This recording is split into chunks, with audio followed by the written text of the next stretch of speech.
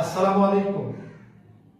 HSC 26 এবং 27 ব্যাচের বিজ্ঞান বিভাগের শিক্ষার্থীবৃন্দ, আজকে আমি পদার্থবিজ্ঞান বিষয়ে ভেক্টর অধ্যায়ে একটি গুরুত্বপূর্ণ এমসিকিউ আলোচনা করব।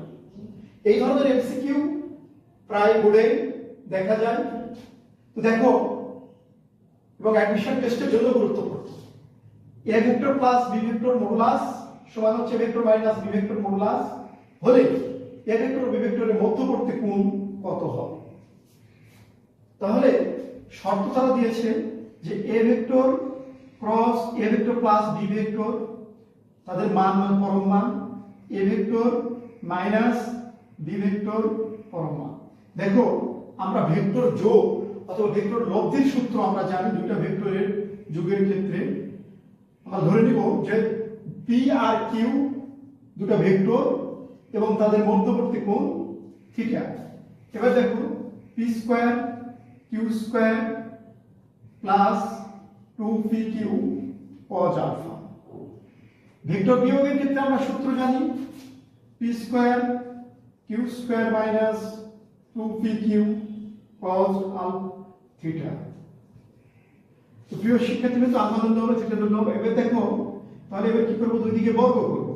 P square Q square 2pq cos theta, P square Q square 2pq cos theta.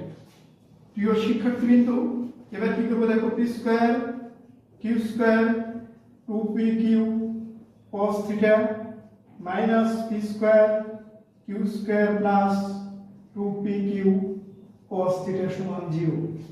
দেখো, পি স্কয়ার কেটে যাবে, কিউ স্কয়ার কেটে যাবে, থাকবে 4pq cos থিটা সমান 0। তাহলে এবার দেখো, আমরা কি পাচ্ছি এখানে?